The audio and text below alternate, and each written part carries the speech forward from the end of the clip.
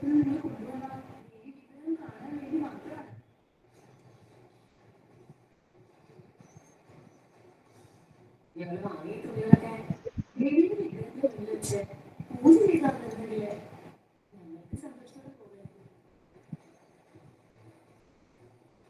afternoon.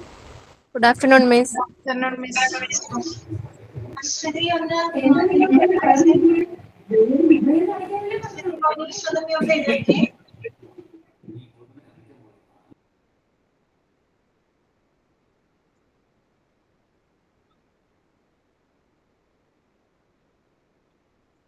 okay. എല്ലാവർക്കും good afternoon. ഊണൊക്കെ കഴിച്ചു എല്ലാവരും? കഴിച്ചു മിസ്. കഴിച്ചു. മിസ് കഴിച്ചായിരുന്നോ? ആ കഴിച്ചു. ഇവിടെ നമുക്ക് ഇന്നത്തെ ക്ലാസ് നമുക്ക് സ്റ്റാർട്ട് ചെയ്യാം കേട്ടോ. ഓക്കെ. അപ്പൊ നമ്മള് കഴിഞ്ഞ ക്ലാസ്സില് ക്വാളിറ്റി മാനേജ്മെന്റിന്റെ നമ്മള് JCI പഠിച്ചിരുന്നു അല്ലെ? Okay. Joint commission international JCI അക്രഡിറ്റേഷനെ പറ്റി പറഞ്ഞു. പിന്നെ നമ്മള് JCIയുടെ 5th എഡിഷനെ പറ്റിയിട്ട് ഡീറ്റെയിൽഡ് ആയിട്ട് കണ്ടു.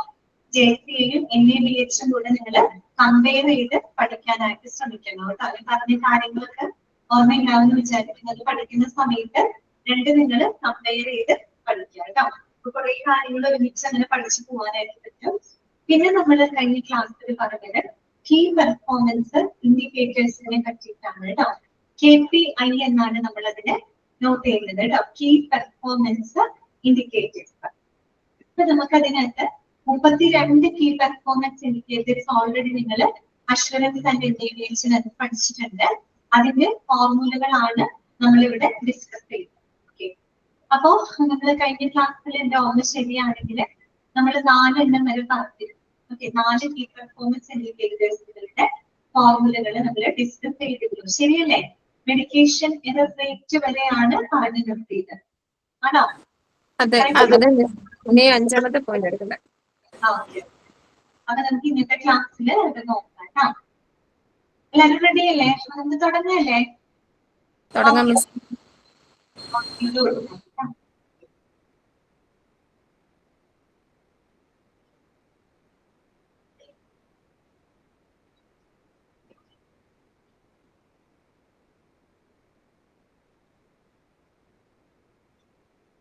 ഓക്കെ. ഇപ്പൊ 4 എണ്ണം നിങ്ങൾ പഠിച്ചു കഴിഞ്ഞിട്ടുണ്ട്. ഞാൻ പറഞ്ഞു ഫോർമുലകൾ ഓർക്കാനായിട്ട് നിങ്ങൾ എന്ത് ചെയ്യാം?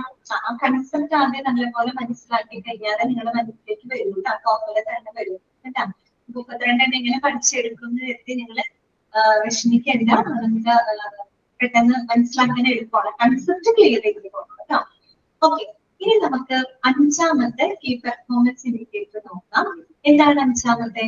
Percentage of medication charts with the error-prone abbreviations.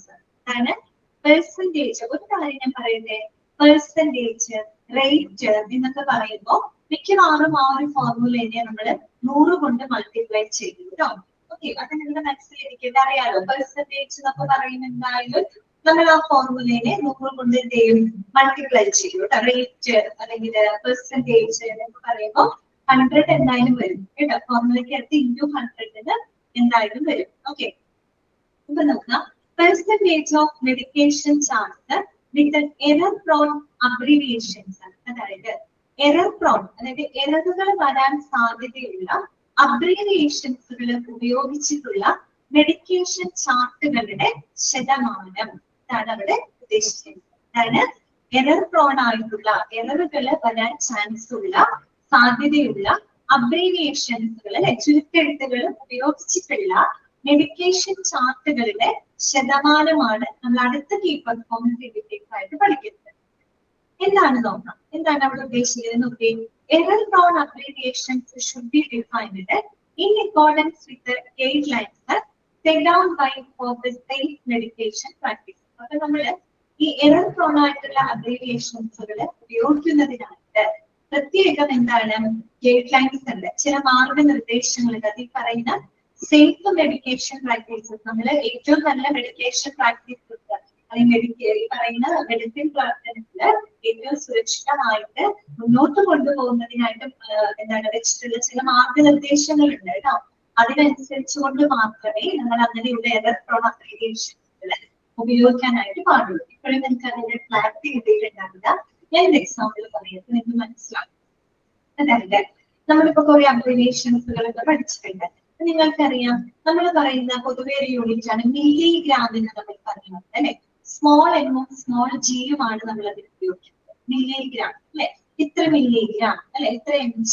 നമ്മൾ സാധാരണ മരുന്നുകളിലേക്ക് നമ്മൾ കണ്ടന്റ് പറയുന്നത് ഇത്ര mg എന്നാണ് കാണാം അല്ലെ. അപ്പൊ mg സ്മോൾ എമ്മും സ്മോൾ ജിയും ആണ്. അതെന്താണ്? മില്ലിഗ്രാം ആണ്. ഇനി ഇതേ സംഭവത്തിന് തന്നെ ഈ സ്മോൾ എം ഒന്ന് മാറിയിട്ട് ക്യാപിറ്റൽ എം ആണെന്ന് വിചാരിക്കും. ക്യാപിറ്റൽ എമ്മും സ്മോൾ ജി ആണെങ്കിൽ അതിന് നമ്മൾ എങ്ങനെ വായിക്കാം? മെഗാഗ്രാം എന്നാണ് വായിക്കുക. മെഗാഗ്രാം. അപ്പൊ ഒന്ന് ആലോചിച്ചൊക്കെ, മില്ലിഗ്രാമും മെഗാഗ്രാമും തമ്മിൽ ഭയങ്കര വ്യത്യാസമുണ്ട്. മില്ലിഗ്രാം എന്ന് പറയുമ്പോൾ വളരെ ചെറിയൊരു അളവാണ് അല്ലെ. പക്ഷെ മെഗാഗ്രാം എന്ന് പറയുമ്പോൾ ഭയങ്കര വലിയ അളവാണ്. അപ്പൊ ആലോചിച്ച് നോക്കിയേ, എറർ പ്രോൺ വരാനുള്ള ചാൻസ് അവിടെ വളരെയധികം കൂടുതലല്ലേ അല്ലെ. അപ്പൊ നമ്മളത് എഴുതുന്ന സമയത്താവാം, ചിലപ്പോൾ നമ്മളത് വായിക്കുന്ന സമയത്ത് മിസ്ഇന്റർപ്രറ്റ് ചെയ്യാറ്, നിങ്ങൾക്ക് കൺഫ്യൂസ്ഡ് ആവാൻ ചാൻസ് ഉള്ള ചില അബ്രിവേഷൻസ് ആണ് അല്ലെ. അതുപോലെ തന്നെ ഒരു സംഭവമാണ് നമ്മൾ പറയുമ്പോൾ എന്താണ് QD QID. സ്മോൾ ക്യൂവും സ്മോൾ ഡി. QD എന്ന് പറയുമ്പോൾ ഡെയിലി എന്നുള്ള അർത്ഥമാണ്. QID അതിന്റെ നമുക്കൊരു ഐ കയറി വന്നു കഴിഞ്ഞാല് ശരിക്കും QID എന്ന് പറയുമ്പോൾ 4 times a day എന്നുള്ള അർത്ഥമാണ്. ദിവസത്തിൽ 4 പ്രാവശ്യം. ചെറിയൊരു ഐയുടെ വ്യത്യാസമുള്ളൂ അല്ലെ. അപ്പൊ ചിലപ്പോൾ നമ്മൾ ആളുകൾ എഴുതുന്ന സമയത്താവാം, അല്ലെങ്കിൽ എഴുതി തന്ന് നമ്മളത് വായിക്കുന്ന സമയത്താവാം, ചിലപ്പോഴൊക്കെ എന്ത് ചെയ്യപ്പെടാം? മിസ്ഇന്റർപ്രറ്റ് ചെയ്യാം അല്ലെ. തെറ്റായിട്ട് നമ്മളത് വായിക്കാൻ നമുക്ക് കൺഫ്യൂഷൻ വരാനുള്ള ചാൻസ് ഉണ്ട്. അതാണ് നമ്മൾ ഉദ്ദേശിക്കുന്നത്. ഞാനൊരു എക്സാമ്പിളിന് വേണ്ടി പറഞ്ഞതാണ് കേട്ടോ. അപ്പൊ ഇത്തരത്തിലെ എറർ പ്രോൺ അബ്രിവിയേഷൻസുകൾ ഉപയോഗിച്ചിട്ടുള്ള മെഡിക്കേഷൻ ചാർട്ടുകളുടെ ശതമാനം, അങ്ങനത്തെ അബ്രിവിയേഷൻസ് ഒക്കെ ഉപയോഗിക്കുമ്പോൾ പ്രത്യേകം ശ്രദ്ധിക്കണം. കാര്യം എന്താണെന്നറിയാമോ? അവിടെ ശ്രദ്ധിച്ചില്ല എന്നുണ്ടെങ്കിൽ അവിടെ എറർ വരാനുള്ളൊരു ചാൻസ് ആണ്. നിങ്ങൾക്ക് ഒരു കാര്യം തന്നെ ചിന്തിച്ചാൽ മതി. ഇത്ര മില്ലിഗ്രാം ഉള്ള ഒരു സംഭവം ഒരു മില്ലിഗ്രാമിനെ മെഗാഗ്രാം എന്ന് വായിച്ച് നമ്മൾ ആ രീതിയിലൊക്കെ മരുന്ന് എടുത്തു കൊടുത്താൽ എന്തായിരിക്കും അവസ്ഥ അല്ലെ. മില്ലിഗ്രാമും മെഗാഗ്രാമും തമ്മിൽ വലിയൊരു വ്യത്യാസമുണ്ട് അല്ലെ. അതാണ് നമ്മൾ ഉദ്ദേശിക്കുന്ന കാര്യം. അത്രയേ ഉള്ളൂ. അങ്ങനെയുള്ള എറർ പ്രോൺ ചുരുക്കെഴുത്തുകൾ ഉപയോഗിച്ചുള്ള മെഡിക്കേഷൻ ചാർട്ടുകളുടെ ശതമാനമാണ് കണക്കാണ്. എങ്ങനെയായിരിക്കും ഫോർമുല വരിക? എങ്ങനെയായിരിക്കും ഫോർമുല വരിക? ഫോർമുല നോക്കി, number of medication chart with error prone abbreviations. Error prone അബ്രിവിയേഷൻസുകൾ ഉപയോഗിച്ചിട്ടുള്ള മെഡിക്കേഷൻ ചാർട്ടുകളുടെ എണ്ണം എന്താണ് ന്യൂമറേറ്റർ ആയിട്ട് വരിക അല്ലെ. ഡിവൈഡഡ് ബൈ അല്ലെ. ഡിവൈഡഡ് ബൈ എന്താണ്? Number of medication charts reviewed അല്ലെ. നമ്മൾ റിവ്യൂ ചെയ്ത, നമ്മൾ എക്സാമിൻ ചെയ്ത ആകെ മെഡിക്കേഷൻ ചാർട്ടുകളുടെ എണ്ണം ഇൻറ്റു 100. ഇതൊരു ഇൻറ്റു ആണ് കേട്ടോ. ഇൻറ്റു 100. പിന്നെ 100 ഇൻറ്റു ചെയ്യാൻ കാര്യം പെർസെന്റേജ് ആണ് നമ്മൾ അല്ലെ. മനസ്സിലായോ? Number of medication charts with error prone abbreviations ഉപയോഗിച്ചിട്ടുള്ള മെഡിക്കേഷൻ ചാർട്ടുകളുടെ എണ്ണം ഡിവൈഡഡ് ബൈ നമ്മൾ ആകെ റിവ്യൂ ചെയ്തിട്ടുള്ള, ഇവാലുവേറ്റ് ചെയ്തിട്ടുള്ള മെഡിക്കേഷൻ. അങ്ങനെ നമ്മൾ എടുക്കാം, ആകെ ഇത്ര മെഡിക്കേഷൻ ചാർട്ടുകൾ നമ്മൾ റിവ്യൂ ചെയ്തു, അവലോകനം ചെയ്തു, അതിനകത്ത് എത്ര എണ്ണത്തിലും ഈ പറയുന്ന എറർ പ്രോൺ അപ്ലിക്കേഷൻസ് ഉപയോഗിച്ചിട്ടുണ്ട് എന്നേ നമുക്ക് കണ്ടുപിടിക്കേണ്ടത്. ഇൻറ്റു 100 ചെയ്താൽ നമുക്ക് ആ ഒരു നമ്പർ കറക്റ്റ് പെർസെന്റേജ് ആയിട്ട് നമുക്ക് ലഭിക്കും. ഓക്കെ, കുഴപ്പമില്ലല്ലോ, എളുപ്പമുള്ളതല്ലേ? ഓക്കെ അല്ലേ? നെക്സ്റ്റ് വരുന്നതാണ് percentage of inpatients developing adverse drug reactions. Percentage of inpatients developing adverse drug reactions. അതായത് അഡ്വേഴ്സ് ഡ്രഗ് റിയാക്ഷൻ എന്ന് പറഞ്ഞാൽ എന്താണ്? പ്രതികൂലമായിട്ട് ഈ പറയുന്ന മരുന്നുകളുടെ റിയാക്ഷൻസുകൾ ഡെവലപ്പ് ചെയ്തിട്ടുള്ള ഇൻപേഷ്യൻസുകളുടെ ശതമാനമാണ് അവിടെ ഉദ്ദേശിക്കുന്നത് കേട്ടോ.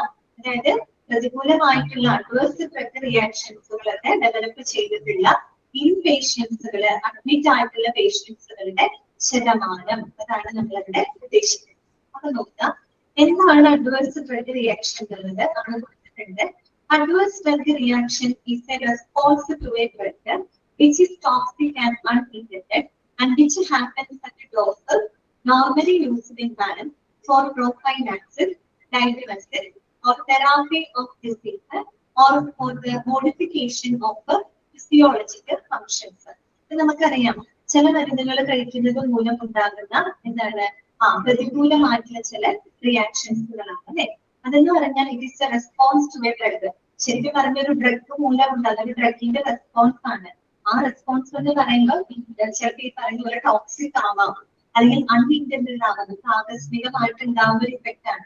പ്രത്യേകിച്ച് നമ്മളിപ്പോ ഒരു പ്രൊഫൈലാക്സിസ് എന്ന് പറഞ്ഞാൽ എന്താണ്? പ്രിവെൻഷൻ എന്നാണ് അർത്ഥം കേട്ടോ. പ്രിവെൻഷൻ, പ്രതിരോധം എന്നുള്ള അർത്ഥമാണ് കേട്ടോ പ്രൊഫൈലാക്സിസ്.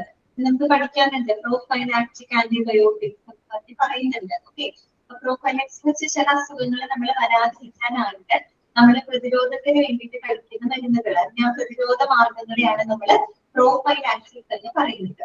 അപ്പോ നമ്മൾ ഒരു പക്ഷേ പ്രൊഫൈലാക്സിസ് പ്രതിരോധത്തിനാവാം, അല്ലെങ്കിൽ ചിലപ്പോൾ നമ്മൾ ഡയഗ്നോസിസിന് വേണ്ടിയിട്ടാവാം, രോഗനിർണയത്തിനായിട്ടായിരിക്കാം, അല്ലെങ്കിൽ ചിലപ്പോൾ തെറാപ്പി ഓഫ് ഡിസീസ്, ചില അസുഖങ്ങളുടെ ചികിത്സയ്ക്ക് വേണ്ടിയിട്ടാവാം. അതും അല്ലെങ്കിൽ നമ്മുടെ ശാരീരികമായിട്ട് എന്തെങ്കിലും ഫംഗ്ഷൻസിന്റെ ഭാഗമായിട്ടൊക്കെ നമ്മൾ കഴിക്കുന്ന മരുന്നുകൾ. ആ മരുന്നുകളിൽ നിന്നും ഒരു ടോക്സിക് ആയിട്ടുള്ള ഒരു ഇഫക്റ്റ് ഉണ്ടാവാണ്. അതും എന്താണ്? അൺഇന്റൻഡഡ് ആയിട്ട് നമ്മൾ പ്രതീക്ഷിക്കാതെ ആകസ്മികമായിട്ട് അതിൽ നിന്നും എന്തെങ്കിലും മോശം റിയാക്ഷൻസുകൾ ഉണ്ടാവുകയാണ്. പ്രത്യേകം അവിടെ പറയുന്നുണ്ട് which happens at a dose normally used in man, അല്ലെ. നോർമൽ ഡോസിൽ തന്നെ മരുന്നുകൾ എടുക്കുമ്പോൾ ഉണ്ടാകുന്ന പ്രതികൂല റിയാക്ഷൻ. അതെന്തുകൊണ്ട് അങ്ങനെ എടുത്തു പറയാൻ കാരണം? നോർമൽ ഡോസിൽ മരുന്ന് എടുത്തു പറയാൻ കാരണം എന്താണ്? അതായത് ഇപ്പൊ നമ്മള് ഒരു ദിവസത്തിൽ നമ്മൾ ഒരു പ്രാവശ്യം കഴിക്കേണ്ട ഒരു മരുന്നാണെന്ന് വിചാരിക്കാം. നമ്മളത് തെറ്റി അറിയാതെ എടുത്തൊരു 3 പ്രാവശ്യം എടുത്ത് കഴിച്ചു എന്ന് വിചാരിക്കും. അപ്പൊ എന്തായി? ഓവർഡോസ് ആയി. ഓവർഡോസ് ആയി കഴിഞ്ഞാൽ ചിലപ്പോൾ എന്ത് സംഭവിക്കാം? അഡ്വേഴ്സ് ഡ്രഗ് റിയാക്ഷൻസ് ഉണ്ടാകും. അത് സ്വാഭാവികമാണ്. അതെല്ലാം നമ്മൾ അവിടെ കൺസിഡർ ചെയ്യുന്നത്. നമ്മൾ നോർമൽ ഡോസിൽ തന്നെ നമ്മൾ മരുന്നുകൾ എടുക്കുമ്പോൾ അത് മൂലം ഉണ്ടാകുന്ന പ്രതികൂല റിയാക്ഷൻ അതൊരു പക്ഷെ നമ്മളൊരു പ്രിവെൻഷന്റെ ഭാഗമായിട്ടോ ഡയഗ്നോസിസിന്റെ ഭാഗമായിട്ടോ അല്ലെങ്കിൽ എന്തെങ്കിലും അസുഖത്തിന്റെ ചികിത്സയുടെ ഭാഗമായിട്ടോ നമ്മൾ എടുക്കുന്ന മരുന്നുകൾക്ക് വളരെ ടോക്സിക് ആയിട്ടുള്ള ഒരു റെസ്പോൺസ് ഉണ്ടാകുന്ന അവസ്ഥയാണ്. That is called adverse drug reaction. Okay, അപ്പൊ എങ്ങനെയായിരിക്കും ഫോർമുല വരിക? പ്രത്യേകമൊക്കെ നമ്മള് ഇൻപേഷ്യൻസിലാണ് അത് കണക്കാക്കുന്നത്, ഔട്ട് പേഷ്യൻസിലല്ല. അപ്പൊ ഓൾറെഡി അഡ്മിറ്റ് ആയിട്ട് കിടക്കുന്ന പേഷ്യൻസിൽ ഈ പറയുന്ന അഡ്വേഴ്സ് ഡ്രഗ് റിയാക്ഷൻസ് ഡെവലപ്പ് ചെയ്തിട്ടുള്ള കേസുകളുടെ ശതമാനമാണ് നമ്മൾ എടുക്കുന്നത്. സോ ഫോർമുല എങ്ങനെയായിരിക്കും വരിക? Number of inpatients developing adverse drug reactions. Adverse drug reactions develop ചെയ്തിട്ടുള്ള ഇൻപേഷ്യൻസുകളുടെ എണ്ണം ഡിവൈഡഡ് ബൈ എന്താണ്? Number of inpatients. ആകെ അഡ്മിറ്റ് ആയിട്ടുള്ള പേഷ്യൻസുകളുടെ എണ്ണം ഇത് എടുക്കാം. ആകെ അഡ്മിറ്റ് ആയിട്ടുള്ള പേഷ്യൻസുകളുടെ എത്ര പേരില് ഈ പറയുന്ന അഡ്വേഴ്സ് ഡ്രഗ് റിയാക്ഷൻസ് ഡെവലപ്പ് ചെയ്തിട്ടുണ്ട് into 100 അല്ലെ, മൾട്ടിപ്ലൈ 100 ചെയ്ത് നമുക്ക് പെർസെന്റേജ് കിട്ടും. ഓക്കെ, ക്ലിയർ ആയല്ലോ? ആ ഫോർമുല ഓക്കെ അല്ലേ?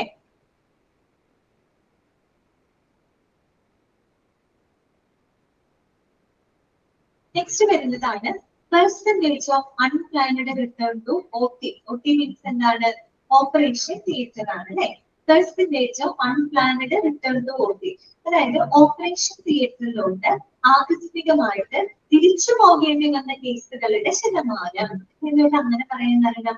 ഇപ്പൊ ആദ്യത്തെ ഒരു സർജറി കഴിഞ്ഞു, ഇനീഷ്യൽ സർജറി കഴിഞ്ഞു, പക്ഷെ സർജറിക്ക് എന്തെങ്കിലും പാകപ്പിഴകൾ ഉണ്ടാവാം, അല്ലെങ്കിൽ ഇപ്പൊ ആ സർജറിക്ക് ശേഷം രോഗിയിൽ എന്തെങ്കിലും അബ്നോർമൽ ആയിട്ട് എന്തെങ്കിലും സംഭവിച്ചത് കൊണ്ടോ ഇമ്മീഡിയറ്റ് ആയിട്ട് നമുക്ക് രണ്ടാമതൊരു സർജറി വേണ്ടി വരുന്നത് നമ്മൾ പ്ലാൻ ചെയ്തിട്ടുള്ളതല്ല, അൺഎക്സ്പെക്ടഡ് ആയിട്ട് നമുക്ക് ചെയ്യേണ്ടി വരുന്ന കാര്യങ്ങളാണ് അല്ലെ.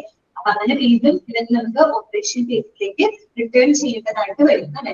അങ്ങനെ വന്നിട്ടുള്ള കേസുകളുടെ ശതമാനമാണ് അവിടെ കണക്കാക്കുന്നത്. Percentage of unplanned return to OT. Okay. Unplanned return to the operation theatre is defined as any secondary procedure needed for a complication that results directly from the index operation during the same admission. അതായത് index operation എന്ന് പറഞ്ഞാൽ primary operation, ആദ്യത്തെ ഓപ്പറേഷന് ശേഷം ചിലപ്പോൾ ആ ഓപ്പറേഷന്റെ എന്തെങ്കിലും complications രണ്ടാമതൊരു secondary procedure അല്ലെ, സെക്കൻഡറി പ്രൊസീജിയർ നമുക്ക് രോഗിയെ ചെയ്യേണ്ട ഒരു സാഹചര്യം വരികയാണ്.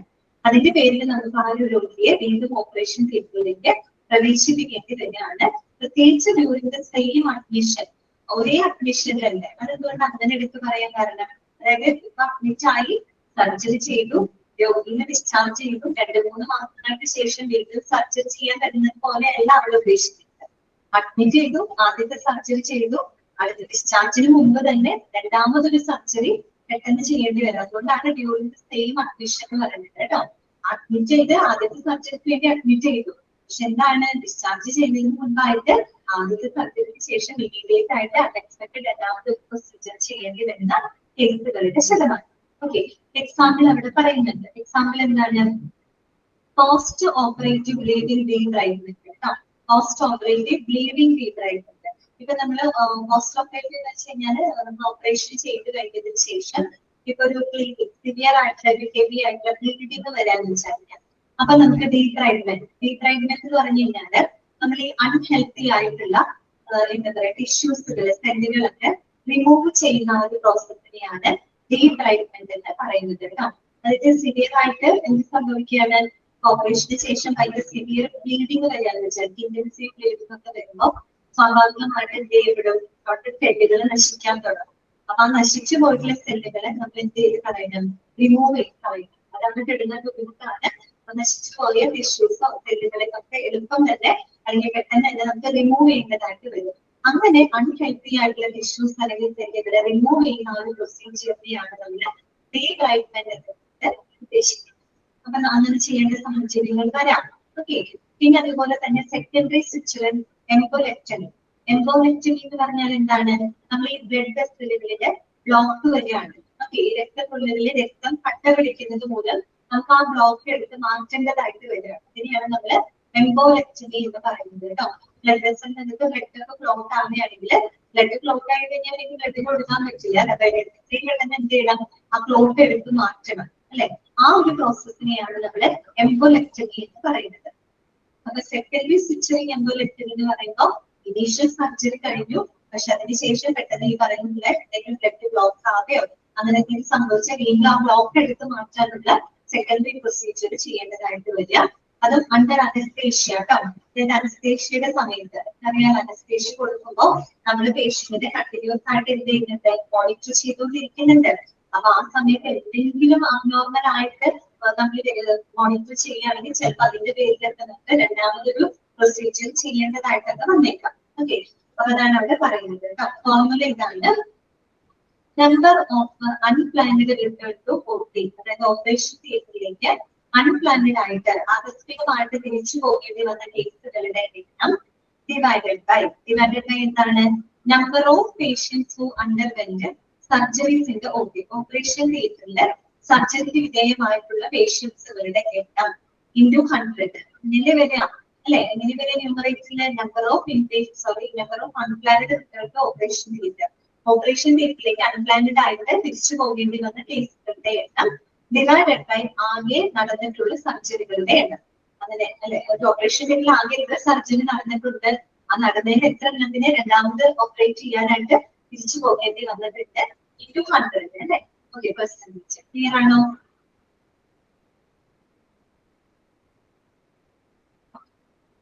ഒന്ന് വായിച്ചു നോക്കൂ. ആ 3 എണ്ണം വായിച്ചാണെങ്കിൽ 6 പേര് കൊണ്ട് വായിക്കാം.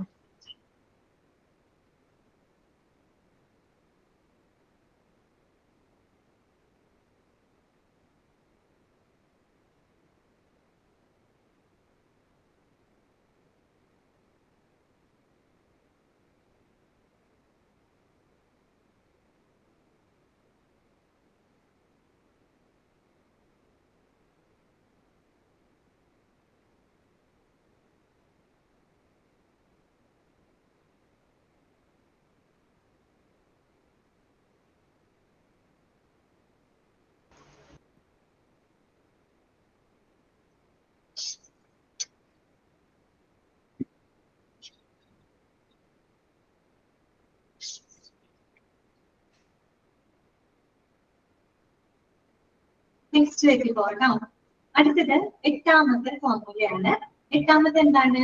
Percentage of surgeries where the organization procedure to prevent adverse events like wrong site, wrong patient and wrong surgery have been adhered to. Okay, എന്താണ് അവിടെ പറയുന്നത്? ഇപ്പൊ ഒരു ഹോസ്പിറ്റലില് ഈ സർജറികളൊക്കെ നടക്കുന്ന സമയത്ത് ഇപ്പൊ തെറ്റായ സൈറ്റിൽ സർജറി ചെയ്യാം, റോങ് സൈറ്റിൽ സർജറി ചെയ്യാം, അല്ലെങ്കിൽ ആള് മാറിപ്പോയി സർജറി ചെയ്യാം അല്ലെ?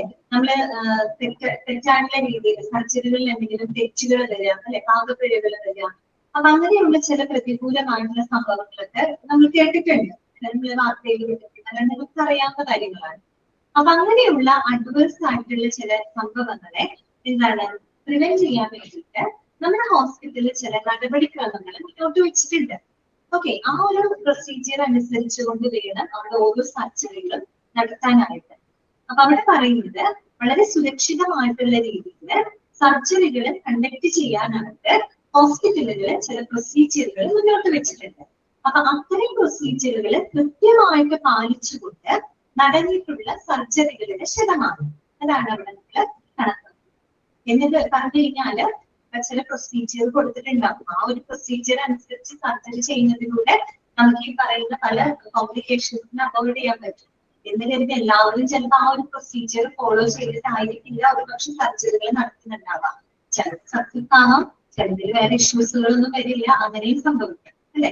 അതുകൊണ്ടാണ് പറയുന്നത് wrong site, wrong patient, wrong surgery അങ്ങനെയുള്ള ചില പ്രതികൂല പ്രശ്നത്തെ പ്രിവെന്റ് ചെയ്യുന്നതിന് വേണ്ടിയിട്ട് നമ്മുടെ ഓർഗനൈസേഷൻ, നമ്മുടെ ഹോസ്പിറ്റല് ചില പ്രൊസീജിയറുകൾ മുന്നോട്ട് വെച്ചിട്ടുണ്ട്. അത്തരം പ്രൊസീജിയറുകൾ കൃത്യമായിട്ട് പാലിച്ചുകൊണ്ട് നടന്നിട്ടുള്ള സർജറികളുടെ ശതമാനം അതാണ് നമ്മളവിടെ കൺസിഡർ ചെയ്യുന്നത്. ഓക്കെ, അതിനകത്ത് വേറെ ഒന്നും പറയുന്നില്ല, ഫോർമുല മാത്രമേ ഉള്ളൂ. ഫോർമുല ഇതാണ്: number of surgeries where the procedure was as followed. As followed means as followed according to the procedure. Procedure അനുസരിച്ച് procedure follow ചെയ്തിട്ട് നടന്നിട്ടുള്ള സർജറികളുടെ എണ്ണം divided by number of surgeries performed. ആകെ നടന്നിട്ടുള്ള സർജറികൾ ഇൻറ്റു 100. ആകെ എത്ര സർജറികൾ നടന്നു എന്നുള്ളത് നമുക്ക് നോക്കാം. അതിനകത്ത് കൃത്യമായിട്ട് പ്രൊസീജിയർ ഫോളോ ചെയ്തുകൊണ്ട് എത്ര സർജറികൾ നടന്നിട്ടുണ്ട് ഇൻറ്റു 100. ശതമാനമായിട്ടുണ്ട് ഇൻറ്റു 100. ഓക്കെ, ക്ലിയർ ആണെന്ന് വിചാരിക്കുന്നു. Number of surgeries procedure divided by number of surgeries performed into 100. അടുത്തത് ഒൻപതാമത്തെ ഫോർമുല എന്താണ്?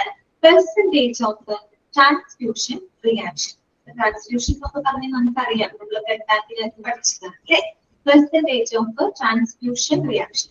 ഒരു കാര്യം മനസ്സിലേക്ക് കൊണ്ടുവരിക, ട്രാൻസ്ഫ്യൂഷൻ റിയാക്ഷൻ എന്ന് കേട്ട് കഴിഞ്ഞാൽ എന്താണ് നമ്മൾ ഉദ്ദേശിക്കുന്നത്? നമ്മൾ ഈ പറയുന്ന ബ്ലഡ് ട്രാൻസ്ഫർ ചെയ്യുന്നതുമായിട്ട് ബന്ധപ്പെട്ട് വരുന്ന ചില മോശം സംഭവങ്ങളാണ്, അല്ലെങ്കിൽ എന്താണ് അപകടകരമായിട്ടുള്ള സംഭവങ്ങളാണ്, പ്രതികൂലമായിട്ടുള്ള സംഭവങ്ങൾ. ഇതിനെയാണ് നമ്മൾ ട്രാൻസ്ഫ്യൂഷൻ റിയാക്ഷൻ എന്നതുകൊണ്ട് ഉദ്ദേശിക്കുന്നത്.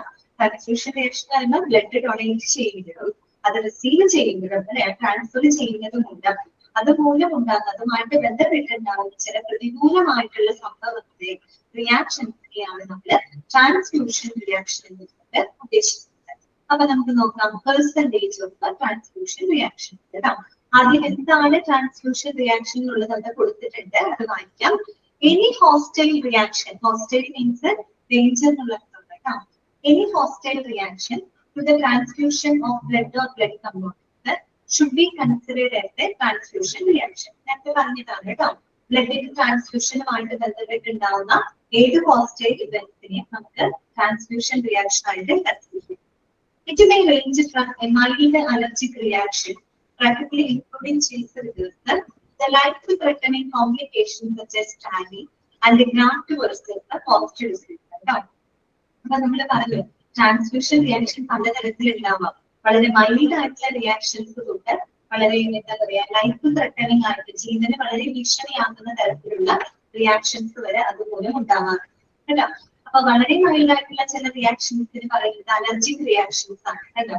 Including chills or withers. ചിലർക്ക് ഈ ട്രാൻസ്ഫ്യൂഷൻ നടക്കുമ്പോൾ ബ്ലഡ് നമ്മൾ ട്രാൻസ്ഫ്യൂഷൻ നടക്കുമ്പോൾ ചിലർക്കൊരു ചീസ് ആൻഡ് വിതേഴ്സ്. ചീസ് കാരണം നമ്മൾ പറയില്ലേ ഒരു ഫീലിംഗ് ഓഫ് കോൾഡ്നെസ് ആണ്, ഒരു തണുപ്പ് പോലെ അനുഭവപ്പെടുക, ഷിവറിങ് അനുഭവപ്പെടുക. എന്നൊക്കെ പറഞ്ഞാൽ അതാണ് കേട്ടോ, ഷിവറിങ് അനുഭവപ്പെടുക, നമുക്കൊരു ഫീലിംഗ് ഓഫ് കോൾഡ്നെസ്, തണുപ്പ് ഫീൽ ചെയ്യാം. അതൊക്കെ വളരെ മൈൽഡ് ആയിട്ടുള്ള ചെറിയ രീതിയിലുള്ള അലർജിക് റിയാക്ഷൻസ് ആണ്. പക്ഷെ അവിടെ നിന്ന് തുടങ്ങി ലൈഫ് ത്രെട്ടനിങ് ആയിട്ടുള്ള കോംപ്ലിക്കേഷൻസ് വരെ ഉണ്ടാവും. അതിന്റെ എക്സാമ്പിൾ ആണ് ടാലി. ഓക്കെ, ടാലിയുടെ ഫുൾ ഫോം നിങ്ങളൊന്ന് നോട്ട് ചെയ്ത് വെക്കുക. ട്രാൻസ്ഫ്യൂഷൻ റിലേറ്റഡ് എഴുതി വെച്ചോളൂ കേട്ടോ. ടാലി എന്താണ്? Transfusion related acute lung injury. It is transfusion related acute ലംഘിച്ചത്. ഓക്കെ, കറക്റ്റ് ആണ് കേട്ടോ വിസ്മയ. ഓക്കെ, ട്രാൻഡ്. അതായത് ആൻഡ് ബ്രാക്കറ്റില് and graft versus host disease. അതായത് നമ്മൾ ഈ ട്രാൻസ്ഫ്യൂഷനുമായിട്ട് ബന്ധപ്പെട്ട് ഗ്രാഫ്റ്റ് എന്ന് പറഞ്ഞാൽ എന്താണ്? ഡോണർ സെൽസ് ആണ്. ഓക്കെ, നമ്മൾ ഒരു ഡോണർ കൊടുക്കുന്ന ആ ഒരു ബ്ലഡ് സെല്ലില് റെസിപ്പിയന്റിന്റെ ശരീരത്തിൽ എത്തുന്ന സമയത്ത് അവരുടെ ബോഡിനെ അത് അറ്റാക്ക് ചെയ്യുന്ന ഒരു അവസ്ഥ, അതിനെയാണ് നമ്മൾ ഗ്രാഫ്റ്റ് വേഴ്സസ് ഹോസ്റ്റ് ഡിസീസ് എന്ന് പറയും. ഗ്രാഫ്റ്റ് എന്ന് പറയുമ്പോൾ ഡോണർ സെല്ലാണ്. ഓക്കെ, ആ ഡോണർ സെല്ല് ഈ പറയുന്ന റെസിപ്പിയന്റിന്റെ ഹോസ്റ്റിന്റെ ശരീരത്തിലോട്ട് എത്തുമ്പോൾ അവരുടെ സെല്ലുകളെ അറ്റാക്ക് ചെയ്യുന്നത് ആകസ്മികമായിട്ട് ഉണ്ടാവുന്നത്. നമുക്ക് ഓർമ്മയൊന്നും അറിയില്ല, നമ്മൾ ബ്ലഡ് ബാങ്ക് പഠിച്ചപ്പോ നമ്മൾ ചില സ്ക്രീനിങ് ടെസ്റ്റിനെ പറ്റി പറഞ്ഞിട്ടുണ്ടായിരുന്നു. കുറെ പ്രിലിമിനറി ടെസ്റ്റുകളൊക്കെ നമ്മൾ ചെയ്യുന്ന പഠിച്ചിട്ടുണ്ടായിരുന്നു അല്ലെ? ആദ്യം ഗ്രൂപ്പ് ടെസ്റ്റ് ചെയ്യും, ആദ്യത്തെ കൺട്രി ടെസ്റ്റ് ചെയ്യും, പിന്നെ നമ്മൾ മൂന്നാമത് പോയിന്റ് പറഞ്ഞത് ഓർമ്മയുണ്ടോ? Screening of any accidental red blood cell that അതെ റെഡ് ബ്ലഡ് സെൽ ആന്റിബോഡീസ് എന്ന് പറഞ്ഞു അല്ലെ?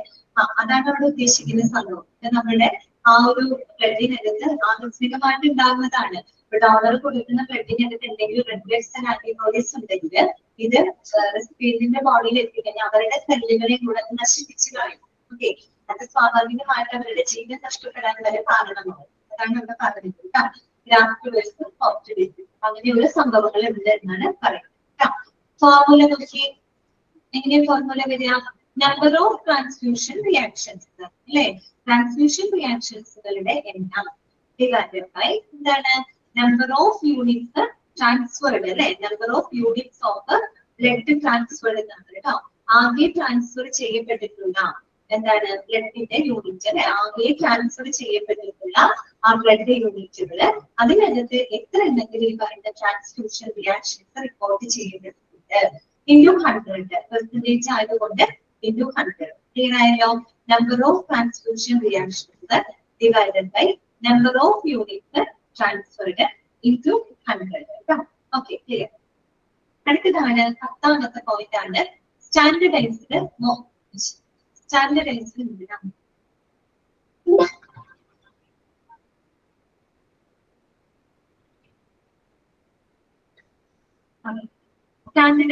Mortality ratio for ICU. ഇനി നമ്മൾ പഠിക്കാൻ പോകുന്നത് ICUലുള്ള ആ ഒരു സ്റ്റാൻഡർഡൈസ്ഡ് മോർട്ടാലിറ്റി റേഷ്യോ ആണ്. മോർട്ടാലിറ്റി എന്ന് വെച്ചാൽ അറിയാലോ, ഡെത്ത് ആണ്. ഡെത്ത് ആണ് കേട്ടോ. ഡെത്ത് റേഷ്യോ ആണ് അവിടെ ഉദ്ദേശിക്കുന്നത്. എന്താണ്? Standardised mortality ratio is the ratio of the perceived or actual mortality and the anticipated mortality for a specific time period കേട്ടോ.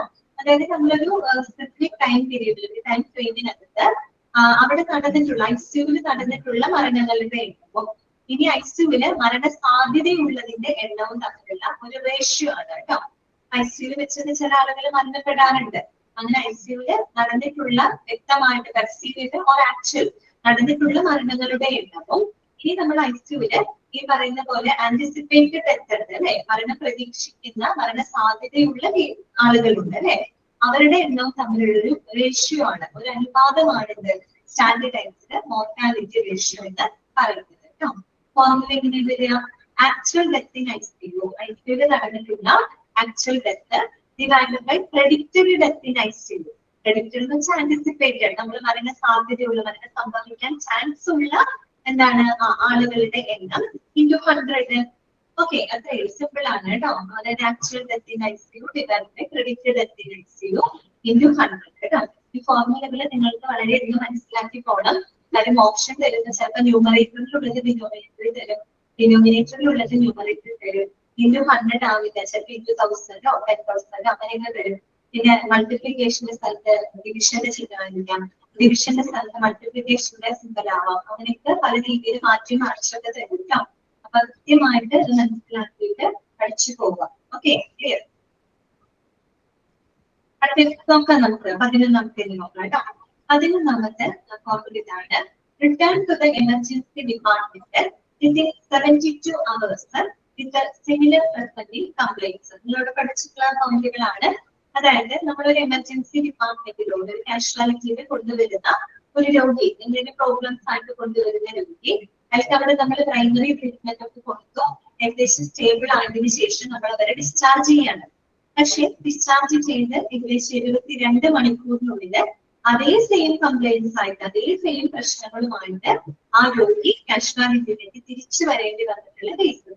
അങ്ങനെയുള്ളതിന്റെ ശതമാനമാണ് അവിടെ കണക്കാക്കുന്നത്. റിട്ടേൺ ടു നമ്മളിപ്പോ unexpected return to operation case എന്ന് പറഞ്ഞില്ലേ, അതുപോലെ തന്നെ മറ്റൊരു രീതിയിലേക്കാണ് കേട്ടോ. Return to the emergency department within 72 hours with a similar complaint. Similar complaints മായിട്ട് 72 മണിക്കൂറിനുള്ളിൽ തിരിച്ചു വരേണ്ടി വന്നിട്ടുള്ള കാഷ്വാൽ ഡിപ്പാർട്ട്മെന്റിലോട്ട് തിരിച്ചു വരേണ്ടി വന്നിട്ടുള്ള കേസുകളുടെ ശതമാനം. അതൊക്കെ നല്ല ക്വാളിറ്റിനെ അല്ല കാണിക്കുന്നത് അല്ലെ. കാരണം ഇനീഷ്യലി കൊടുത്ത ട്രീറ്റ്മെന്റ് മോശമായിരിക്കും, അല്ലെങ്കിൽ കറക്റ്റ് ആയിട്ട് ഉണ്ടാവില്ല. അതുകൊണ്ടാണ് രോഗിക്ക് അതേ പ്രോബ്ലം വീണ്ടും എന്നതും വീണ്ടും തിരിച്ചു വരേണ്ടി വരുന്നത് അല്ലെ. അതൊക്കെ ക്വാളിറ്റിനെ എഫക്ട് ചെയ്യുന്നതുള്ളത് ചിന്തിക്കണം കേട്ടോ. ഫോർമുല എങ്ങനെ വരെ നോക്കിയേ, number of returns to emergency within 72 hours with a similar presenting complaint. ന്യൂമറേറ്ററിൽ വരുന്നു divided by എന്താണ് number of patients who have come to the emergency അല്ലെ. എമർജൻസി ഡിപ്പാർട്ട്മെന്റിലോട്ട് വരുന്ന ആകെ രോഗികളുടെ എണ്ണം എടുക്കാം. അതിനകത്ത് എത്ര രോഗികൾക്ക് സിമിലർ പ്രശ്നവുമായിട്ട് 72 മണിക്കൂറിനുള്ളിൽ തിരിച്ചു വരേണ്ടി വന്നിട്ടുണ്ട് ഇൻറ്റു 100 അല്ലെ. പെർസെന്റേജ് ആണ് into 100. Okay, clear.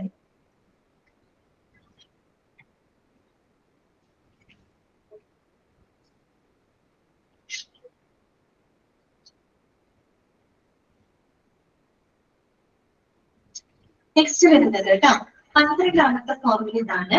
Incision from hospital associated pressure ulcers after admission. അഥവാ ബെഡ് സോർ പെർ 1000 പേഷ്യന്റ് ഡേറ്റ്. ഈ ബെഡ് സോറിനെ പറ്റിയിട്ട് നിങ്ങൾ അവിടെ പഠിച്ചിട്ടുണ്ടായിരിക്കും. അതായത് ഈ പറയുന്ന പോലെ ഒരു രോഗി സ്ഥിരമായിട്ട് ഒരു ബെഡിൽ കിടക്കുമ്പോൾ ഇത് സംഭവിക്കും. ആ ഒരു ബോഡി ഇങ്ങനെ കുറെ നാളുകളോളം ആ ബെഡുമായിട്ട് സമ്പർക്കത്തിൽ ഏർപ്പെടുന്നത് ഈ പറയുന്ന സ്കിന്നിന്റെ ഭാഗത്തേക്ക് അല്ലെ, ആ ഒരു ബെഡിൽ അമർന്നിരിക്കുന്ന ആ സ്കിന്നിന്റെ ഭാഗത്തേക്കുള്ള ബ്ലഡ് സർക്കുലേഷൻ കുറയും അല്ലെ. ആ ബ്ലഡ് സർക്കുലേഷൻ കുറയും, അവിടെ പിന്നീട് പൊട്ടും അല്ലെ, ഒലിവ് വരും. പിന്നെ അത് ഒലിവ് വന്നു കഴിഞ്ഞാൽ പിന്നെ അത് ഒരു പഴുപ്പായിട്ട് മാറും അല്ലെ. അതിനെയാണ് നമ്മള് ബെഡ് സോർ എന്ന് പറയുന്നത് കേട്ടോ. ബെഡ് സോർ അല്ലെങ്കിൽ പ്രഷർ അൾസർ എന്നുവെച്ചാൽ ആ ഒരു പ്രഷർ മൂലമാണ് ആ ബെഡുമായിട്ടുള്ള ആ ഒരു സ്കിന്നിങ്ങനെ പ്രഷർ സ്കിൻ അമരുന്നത് മൂലം ഉണ്ടാകുന്ന ഒരു ഒലിവാണത് കേട്ടോ. പ്രത്യേകിച്ച് വയസ്സായ ആളുകളൊക്കെ പണ്ട് വിശ്വസില്ല, പണ്ടൊക്കെ എന്ന് പറഞ്ഞ കിടപ്പ് രോഗികളൊക്കെ വീട്ടിലുണ്ടാവും. അവരെ ശ്രദ്ധിച്ചിട്ടുണ്ടെങ്കിലൊക്കെ അറിയാൻ പറ്റും. അവരിങ്ങനെ ബെഡിൽ അമർന്നിങ്ങനെ കിടക്കുമ്പോ കുറെ നാള് കഴിയുമ്പോ ആ ഭാഗം ഇങ്ങനെ പൊട്ടും അല്ലെ. പൊട്ടും ഭയങ്കര ബുദ്ധിമുട്ടാണ് അങ്ങനെയുള്ള രോഗികളെ നോക്കാനായിട്ട്. പിന്നീടാണ് പിന്നെ ഒരു വാട്ടർ ബെഡിലൊക്കെ ആളുകൾ മാറുന്നത്. വാട്ടർ ബെഡ് ഉപയോഗിച്ച് തുടങ്ങിയപ്പോ അങ്ങനെയുള്ള കുറെ പ്രശ്നങ്ങളൊക്കെ നമുക്ക് കുറയ്ക്കാനായിട്ട് പറ്റിയിട്ടുണ്ട്. പക്ഷെ പണ്ടൊക്കെ അങ്ങനെ ഇല്ലായിരുന്നു. കിടപ്പ് രോഗികളൊക്കെ ഉണ്ടാവുമ്പോൾ നിങ്ങൾക്ക് അറിയാമല്ലോ അല്ലെ. അപ്പൊ അതാണ് ബെഡ് സോർ അഥവാ പ്രഷർ അൾസർ എന്ന് പറയുന്നത്. അതൊരു നല്ല ക്വാളിറ്റിനെ അല്ല ഇൻഡിക്കേറ്റ് ചെയ്യുന്നത് കേട്ടോ. ക്വാളിറ്റി ഒക്കെ കുറയുമ്പോഴാണ് രോഗികളിൽ അങ്ങനെയുള്ള പ്രഷർ അൾസർ അല്ലെങ്കിൽ ബെഡ് സോർ ഒക്കെ ഡെവലപ്പ് ചെയ്യുന്നത് കേട്ടോ. പിന്നെ നിങ്ങൾ മനസ്സിലാക്കുന്നത് നമ്മളവിടെ കണക്കാക്കുന്നത് പല 1000 പേഷ്യന്റ് ഡേയ്സ് ആണ്. നമ്മൾ 1000 എന്ന് പറയുന്ന ഒരു പെർട്ടിക്കുലർ യൂണിറ്റിലാണ് നമ്മളതിനെ കണക്കാക്കുന്നത് കേട്ടോ. അതിന് പല കാരണങ്ങളുണ്ട്. ഇത്രയും നമ്മൾ പെർസെന്റേജ് ഒക്കെ പറയുന്നത് 100 പറയുന്നുണ്ട്. ചില ഫോർമുല വരും ഇൻറ്റു 1000 ആണ് ചെയ്യുന്നത്. അത് എന്തുകൊണ്ടാണെന്ന് നിങ്ങൾക്ക് കറക്കിയിരുന്ന് കഴിഞ്ഞാൽ നിങ്ങൾക്ക് ഫോർമുല ഓർക്കാൻ പറ്റും. ഓക്കെ, അപ്പൊ 1000 എന്ന് പറയുന്ന ഒരു നമ്മളൊരു യൂണിറ്റിലാണ് അത് പറയുന്നത്. അപ്പൊ 1000 യൂണിറ്റിൽ നമ്മളത് പറയുന്നു. പിന്നെ എന്താന്ന് വെച്ചാൽ നമുക്ക് ഈ ഡെസിമൽ നമ്പേഴ്സ് ഒക്കെ വന്നു കഴിയുമ്പോൾ അതിന് ഹോൾ നമ്പറിലോട്ട് മാറ്റാനൊക്കെ വേണ്ടിയിട്ടാണ് നമ്മൾ ഈ 1000 എന്ന നമ്പർ കൊണ്ട് ഇൻക്ലൂഡ് ചെയ്യുന്നത് കേട്ടോ. ഓക്കെ, നമ്മളൊരു പെർട്ടിക്കുലർ യൂണിറ്റിലാക്കി പറയുന്നത് ഒരു 1000 യൂണിറ്റ്. ഓക്കെ, ആ ഒരു യൂണിറ്റിൽ എടുക്കുന്നു. പിന്നെ എന്താന്ന് വെച്ചാൽ ഡെസിമൽ ആയിട്ട് പോയിന്റഡ് ആയിട്ടുള്ള നമ്പേഴ്സ് ഒക്കെ വരുമ്പോൾ നമുക്ക് അത് എക്സ്പ്രസ് ചെയ്യാൻ ബുദ്ധിമുട്ടാണ്. ഡെസിമൽ നമ്പേഴ്സിനൊക്കെ എക്സ്പ്രസ് ചെയ്യാൻ ബുദ്ധിമുട്ടാണ്. നമുക്കൊരു ഹോൾ നമ്പർ ആയിട്ട് പറയുകയാണെങ്കിൽ എളുപ്പമായിരിക്കും. അപ്പൊ അതിന് കൂടെ വേണ്ടിയിട്ടാണ് നമ്മൾ 1000 കൊണ്ട് ഇൻക്ലൂഡ് ചെയ്യുന്നത് കേട്ടോ. പിന്നെ നിങ്ങൾ ശ്രദ്ധിച്ചാൽ നിങ്ങൾക്ക് അറിയാൻ പറ്റും, ഇതിൽ നമ്മൾ കുറെ ഫോർമുലകളൊക്കെ പറയുമ്പോൾ മിക്കവാറും 1000 കൊണ്ട് നമ്മൾ ഇൻക്ലൂഡ് ചെയ്യുന്ന ഫോർമുല ശ്രദ്ധിച്ചാൽ അറിയാം. ഈ പറയുന്ന ഇൻഫെക്ഷൻസുകള് ഓക്കെ അങ്ങനെയുള്ള കാര്യങ്ങളിൽ ഇൻഫെക്ഷൻസ് ഒക്കെ വരുന്ന കേസുകള് അതിനെയൊക്കെ നമ്മൾ റെപ്രസെന്റ് ചെയ്യുന്നത് ഇൻഫെക്ഷൻ അല്ലെങ്കിൽ കോംപ്ലിക്കേഷൻസ്. പിന്നെ ഈ പറയുന്ന പോലെ ഓക്കെ അങ്ങനെയുള്ള യൂട്ടിലൈസേഷൻ ഓഫ് റിസോഴ്സസ്, നമ്മുടെ റിസോഴ്സുകളൊക്കെ ഉപയോഗിക്കുന്നതുമായിട്ടൊക്കെ ബന്ധപ്പെട്ട ഫോർമുലകൾ വരുമ്പോൾ അതിന് മിക്കവരും നമ്മൾ 1000 കൊണ്ട് മൾട്ടിപ്ലൈ ചെയ്യുന്നത് കേട്ടോ. ഇൻഫെക്ഷൻസിന്റെ റേറ്റ് ഒക്കെ പറയുമ്പോൾ ഓക്കെ അതുപോലെ കോംപ്ലിക്കേഷൻസ് അല്ലെ, ആ ഒരു കോംപ്ലിക്കേഷൻസ് ഒക്കെ എക്സ്പ്രസ് ചെയ്യുന്ന ചില ഫോർമുലകൾ വരുന്നുണ്ട്. അങ്ങനെയുള്ളതിനൊക്കെ നമ്മൾ അധികം 1000 കൊണ്ട് ഇത് ചെയ്തിട്ടുണ്ട്, മൾട്ടിപ്ലൈ ചെയ്തിട്ടുണ്ട് കേട്ടോ. പക്ഷെ പെർസെന്റേജ് എന്ന് പറയുന്നത് നമുക്ക് പിന്നെ ഉറപ്പാണ് 100 കൊണ്ടാണ് മൾട്ടിപ്ലൈ ചെയ്യുക. പക്ഷെ ഇൻഫെക്ഷൻസ്, കോംപ്ലിക്കേഷൻസ്, അതുപോലെ റിസോഴ്സ് യൂട്ടിലൈസേഷൻ അങ്ങനെയൊക്കെ വരുന്ന ഭാഗങ്ങളിൽ അത്തരം ഫോർമുലകളിലൊക്കെ നമ്മൾ 1000 കൊണ്ട് ഇംപ്രൂവ് ചെയ്തിട്ടുണ്ട്. അതിന്റെ കാരണങ്ങൾ ഇതൊക്കെയാണ്. ഒന്ന് ഡെസിമൽ നമ്പറിന്റെ കോർഡിനേറ്റ് അക്കൗണ്ട് മാറ്റാണ്. പിന്നെ നമ്മളൊരു പെർട്ടിക്കുലർ യൂണിറ്റിലാണ് 1000 എന്ന് പറയുന്നത് പെർട്ടിക്കുലർ യൂണിറ്റിലാണ്. പിന്നെ പേഷ്യന്റ് ഡേയ്സ്, ഇതാണ് പേഷ്യന്റ് ഡേയ്സ് എന്ന് പറഞ്ഞു കഴിഞ്ഞാൽ number of days that patient has been hospitalised. ഒരു പേഷ്യന്റ് ഹോസ്പിറ്റലൈസ് ചെയ്യപ്പെടുന്ന ദിവസങ്ങളുടെ എണ്ണത്തിനെയാണ് നമ്മൾ പേഷ്യന്റ് ഡേയ്സ് എന്ന് ഉദ്ദേശിക്കുന്നത് കേട്ടോ. ഓക്കെ, ഇത്രയും കാര്യങ്ങൾ മനസ്സിലായല്ലോ. ഇനി നമുക്ക് നോക്കാം.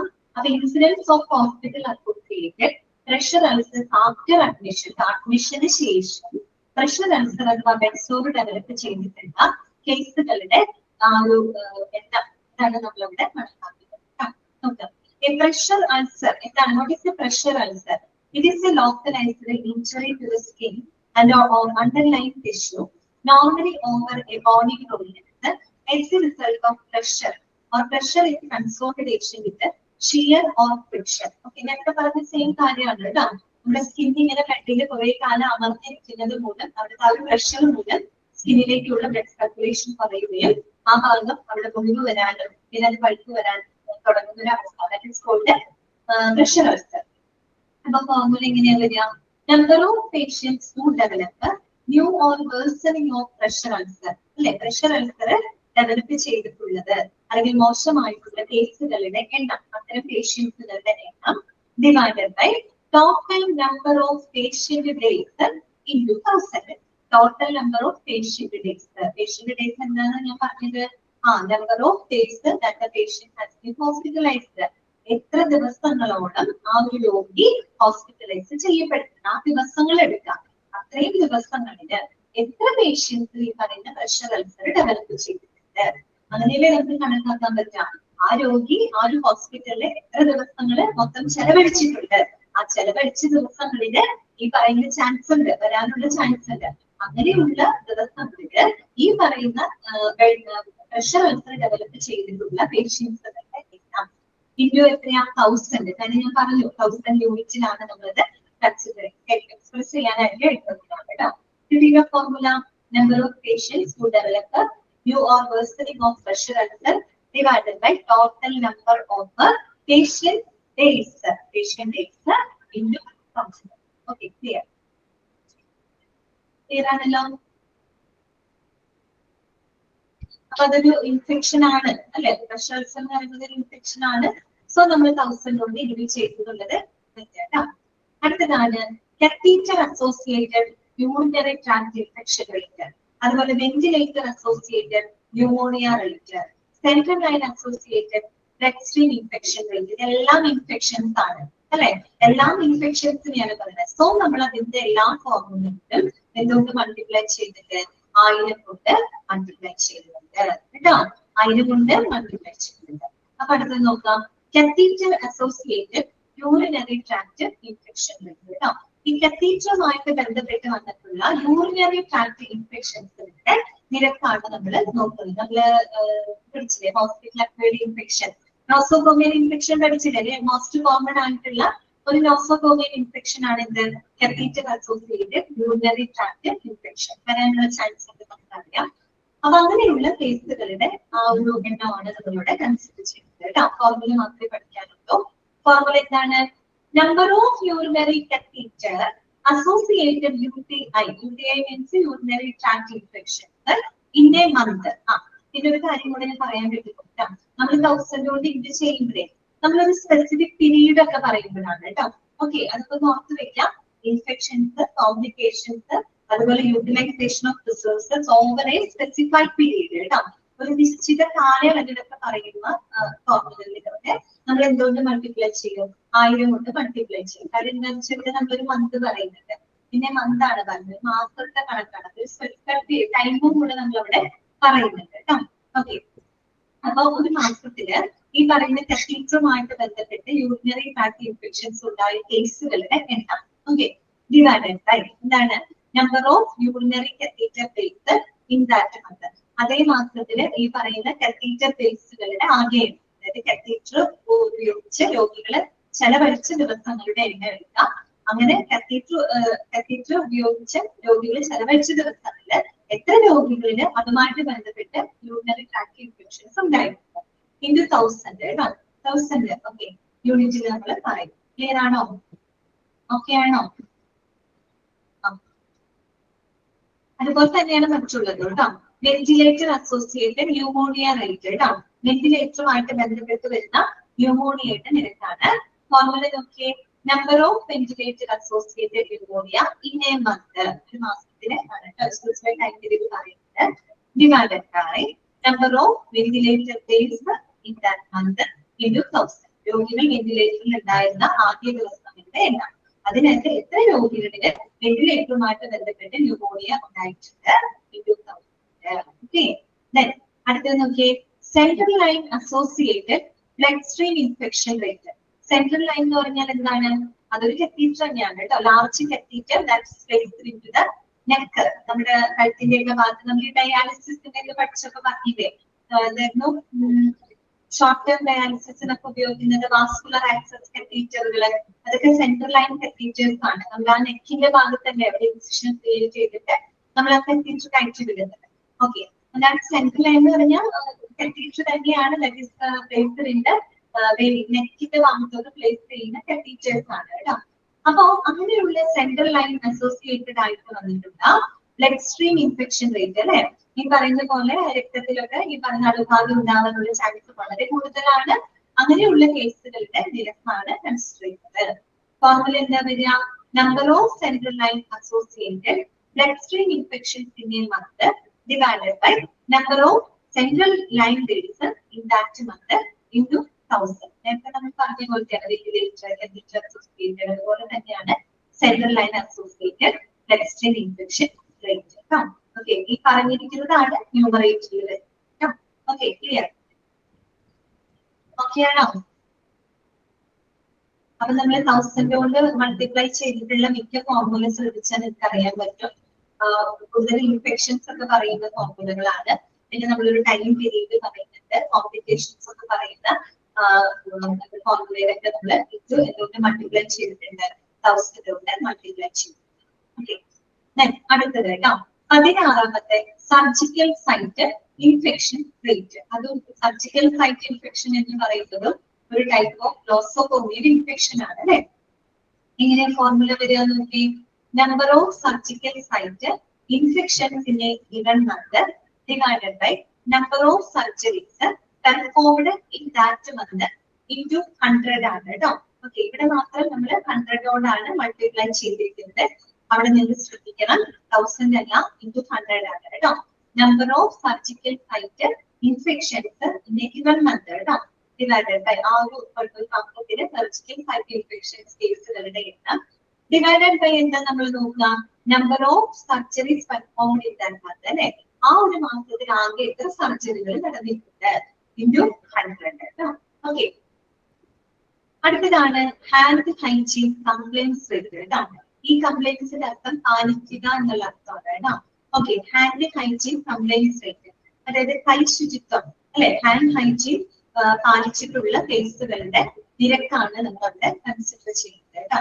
അപ്പൊ നമ്മള് പഠിച്ചിട്ടുണ്ട് അല്ലെ, പേഷ്യൻസ് പറയുന്ന മെഡിക്കൽ സ്റ്റാഫുകളായിക്കോട്ടെ, പേഷ്യൻസ് ആയിക്കോട്ടെ, ആരായി കഴിഞ്ഞാലും നമ്മള് ഒരു ഹാൻഡ് ഹൈജീൻ വളരെയധികം അത്യാവശ്യമായിട്ടുള്ള ഒരു കാര്യമാണ് അല്ലെ. പിന്നെ നമ്മള് ഹാൻഡ് ഹൈജീനെ പറ്റിയുള്ള സ്റ്റെപ്പുകളും കാര്യങ്ങളൊക്കെ പഠിച്ചിട്ടുണ്ട് അല്ലെ. വെറുതെ കൈ കഴുകലല്ല, അതിൻ്റെതായ ഒരു സിസ്റ്റമാറ്റിക് ബേസും കാര്യങ്ങളൊക്കെ ഉണ്ടെന്ന് അറിയാം. അപ്പൊ ആ ഒരു രീതിയിൽ ഹാൻഡ് ഹൈജീൻ കൃത്യമായിട്ട് പാലിച്ചിട്ടുള്ള കേസുകളുടെ നിരക്കാണ് നമ്മൾ കൺസിഡർ ചെയ്യുന്നത് കേട്ടോ. ഫോർമുല ഇതാണ്, total number of hand hygiene actions performed അല്ലെ. അതായത് കൃത്യമായിട്ട് total number of hand hygiene actions performed, അതായത് ഹാൻഡ് ഹൈജീൻ കൃത്യമായിട്ട് പാലിച്ചിട്ടുള്ള കേസുകളുടെ എണ്ണം divided by total number of hand hygiene opportunities into 100 കേട്ടോ. Total number of hand hygiene opportunities, അതായത് ആദ്യം കൈ ശുചിത്വം പാലിക്കുന്ന അല്ലെങ്കിൽ ഹാൻഡ് ഹൈജീൻ പാലിക്കേണ്ട സാഹചര്യങ്ങളുടെ എണ്ണം എടുക്കാം. അതിനകത്ത് എത്ര പേര് കൃത്യമായിട്ട് ഹാൻഡ് ഹൈജീൻ പാലിച്ചിട്ടുണ്ട്? ഇത് 100 അങ്ങനെയല്ലേ? നമുക്കറിയാലോ ഒരു ഹാൻഡ് ഹൈജീൻ ഓപ്പർച്യൂണിറ്റീസ് എന്ന് പറഞ്ഞാൽ എന്താണ്? ഹാൻഡ് ഹൈജീൻ പാലിക്കേണ്ട സാഹചര്യങ്ങൾ ഏതൊക്കെയാണെന്ന് നമുക്ക് ഓൾറെഡി അറിയാം. നമ്മളൊരു ഹെൽത്ത് കെയർ പ്രൊഫഷണൽസിനെ സംബന്ധിച്ച് അറിയാം, പേഷ്യൻസിനോട് കോൺടാക്ട് ചെയ്യുന്നതിന് മുമ്പും അതിനുശേഷമൊക്കെ ഹാൻഡ് ഹൈജീൻ പാലിച്ചിരിക്കണം അല്ലെ? പേഷ്യൻസ് ആണെങ്കിലും അങ്ങനെ തന്നെയാണ് അല്ലെ? അതൊക്കെയാണ് ഹാൻഡ് ഹൈജീൻ അവസരങ്ങളൊക്കെ. അത് നമ്മൾ ഫോളോ ചെയ്യേണ്ട സിറ്റുവേഷൻസ് അതൊക്കെയാണ്. അപ്പൊ അങ്ങനെ എത്ര സിറ്റുവേഷൻസുകൾ ഉണ്ടായിട്ടുണ്ട്? ആ സിറ്റുവേഷനിൽ കൃത്യമായിട്ട് ഹാൻഡ് ഹൈജീൻ പാലിച്ചിട്ടുള്ള കേസുകളുടെ എണ്ണം എത്രയാണ്? എല്ലാവരും എല്ലാ സിറ്റുവേഷനിലും ഹാൻഡ് ഹൈജീൻ പാലിച്ചോന്ന് നിർബന്ധമില്ല. ഒരുപാട് അവസരങ്ങൾ ഉണ്ടായിട്ടുണ്ടാവും, പക്ഷെ അത് വളരെ കുറച്ച് പേര് മാത്രമേ പക്ഷെ ഹാൻഡ് ഹൈജീൻ കറക്റ്റായിട്ട് പാലിച്ചിട്ടുണ്ടാവുള്ളൂ അല്ലെ? ഇൻറ്റു 100. Okay, clear? ഓക്കെ ആണോ? നെക്സ്റ്റ് വരുന്നതാണ് percentage of cases who received appropriate prophylactic antibiotics within the specified time frame. വീണ്ടും ആ വാക്ക് വന്നിട്ടുണ്ട്, പ്രോഫൈലാക്റ്റിക് ആന്റിബയോട്ടിക്സ് കേട്ടോ. ഇതൊക്കെ നമ്മൾ പറഞ്ഞില്ലേ, പ്രോഫൈലാക്സിസ് എന്താന്നുള്ളത് പ്രിവെൻഷൻ ആണ് കേട്ടോ, പ്രതിരോധമാണ്. ഓക്കെ, അപ്പൊ ഇവിടെ പറയുന്നത് ഒരു സ്പെസിഫൈഡ് ടൈം ഫ്രെയിം കൂടെ പറയുന്നുണ്ട്.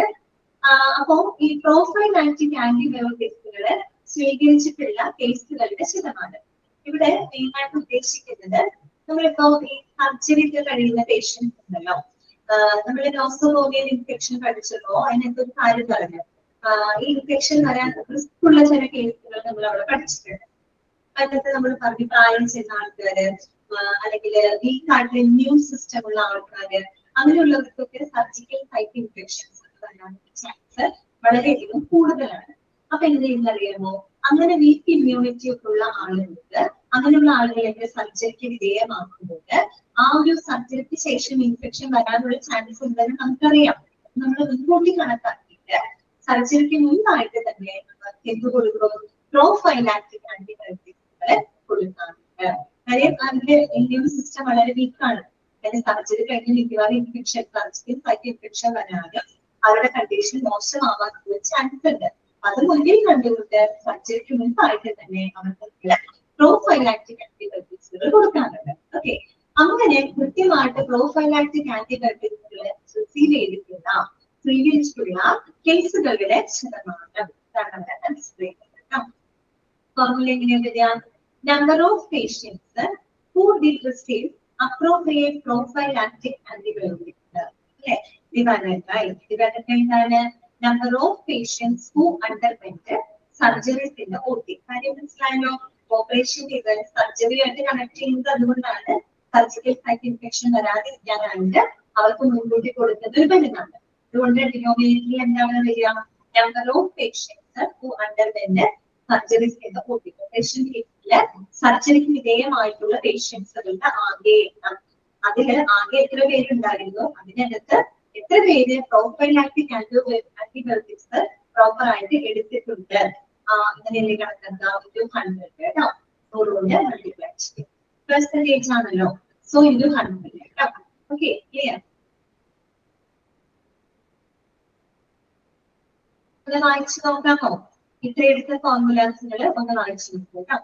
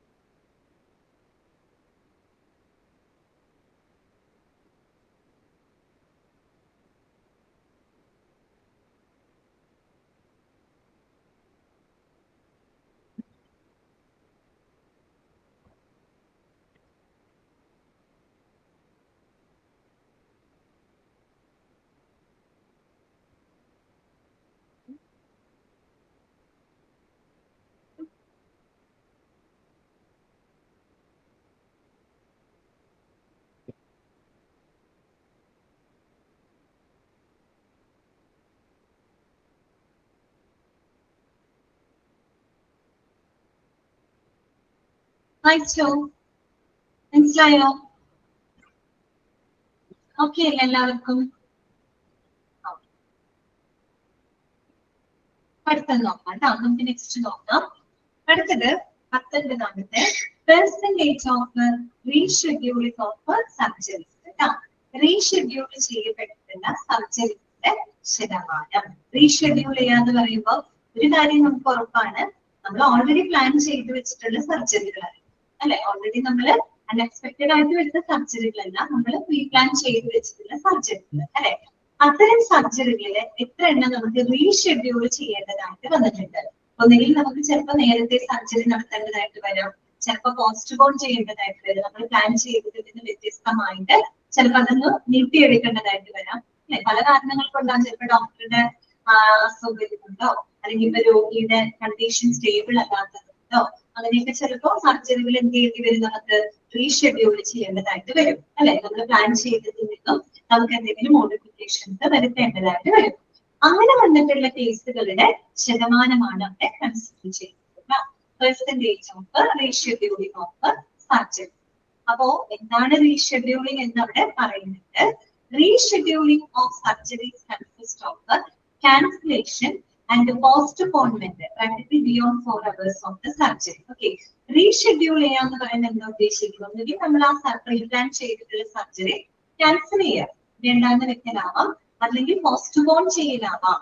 അതും ഏകദേശം ഒരു പറഞ്ഞ 4 മണിക്കൂറിനൊക്കെ കൂടുതൽ നമ്മൾ നീട്ടി വെക്കുകയാണെങ്കിൽ അത് റീഷെഡ്യൂൾഡ് സർജറി ആയിട്ടാണ് നമ്മൾ കണക്കാക്കുന്നത് കേട്ടോ.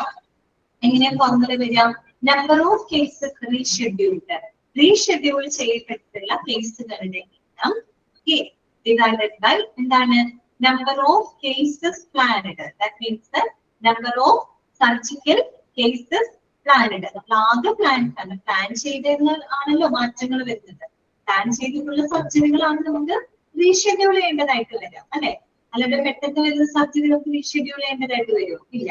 ഓൾറെഡി നമ്മൾ പ്ലാൻ ചെയ്ത് വെക്കുന്ന സർജറികളിലാണ് നമുക്കൊരു റീഷെഡ്യൂളിന് ആവശ്യം വരുന്നത് അല്ലെ. അപ്പൊ എങ്ങനെ ഫോർമുല വരിക? Number of cases rescheduled, reschedule ചെയ്യപ്പെട്ട എന്താണ് കേസുകളുടെ എണ്ണം ഡിവൈഡഡ് ബൈ എന്താണ്? Number of cases planned. That means number of surgical cases plan. നമ്മൾ പ്ലാൻ ചെയ്ത് വെച്ചിട്ടുള്ള സർജറികളുടെ എണ്ണം, അതിനകത്ത് എത്ര എണ്ണം നമുക്ക് റീഷെഡ്യൂൾ ചെയ്യേണ്ടതായിട്ട് വന്നിട്ടുണ്ട്. പെർസെന്റേജ് ആണ്. So into 100. ഓക്കെ. അടുത്തത് 20ാമത്തെ ഫോർമുല ഇതാണ്. Turn around time for the issue of blood and blood compounds കേട്ടോ. Turn around time for issue of blood and blood compounds കേട്ടോ. അപ്പോ ആദ്യം തന്നെ എന്താണ് ഈ ടേൺ അറൌണ്ട് ടൈം എന്നതുകൊണ്ട് ഉദ്ദേശിക്കുന്നത്? ഏതൊരു കാര്യത്തിലും ടേൺ അറൌണ്ട് ടൈം എന്ന് പറഞ്ഞാൽ it is the time taken to complete a process ആണ് കേട്ടോ. It is the time taken to complete a process. ഒരു പ്രോസസ് അത് കംപ്ലീറ്റ് ചെയ്യാനായിട്ട് എടുക്കുന്ന ആ ഒരു സമയം ഉണ്ടല്ലോ, അതിനെയാണ് നമ്മൾ എന്ത് പറയുന്നത്? ടേൺ അറൌണ്ട് ടൈം എന്നുകൊണ്ട് ഉദ്ദേശിക്കുന്നത്. ഓക്കെ, അത് നിങ്ങളുടെ മനസ്സിലുണ്ടാവാം കേട്ടോ. ഇനി എന്താ ഇവിടെ പറയുന്നത്? എന്തിന്റെ ടേൺ അറൌണ്ട് ടൈം ആണ് പറയുന്നത്? Turn around time for issue of blood and blood components അല്ലെ. അതായത് നമ്മൾ ഈ ബ്ലഡ് ബാങ്കിൽ നിന്നൊക്കെ ബ്ലഡും ബ്ലഡ് കമ്പോണൻസിന്റെ ഒക്കെ എന്ത് വരും? റിക്വസ്റ്റ് വരും അല്ലെ. ആ റിക്വസ്റ്റ് വന്ന് നമ്മൾ ആ റിക്വസ്റ്റ് സ്വീകരിച്ച് ആ ഒരു ടെസ്റ്റും കാര്യങ്ങളൊക്കെ കഴിഞ്ഞ് ഈ പറയുന്ന ബ്ലഡ് ട്രാൻസ്ഫ്യൂഷന് റെഡി ആകുന്നത് വരെയുള്ള ഒരു സമയം, അതാണ് അവിടുത്തെ ടേൺ അറൌണ്ട് ടൈം ഉദ്ദേശിക്കുന്നത്. മനസ്സിലായോ?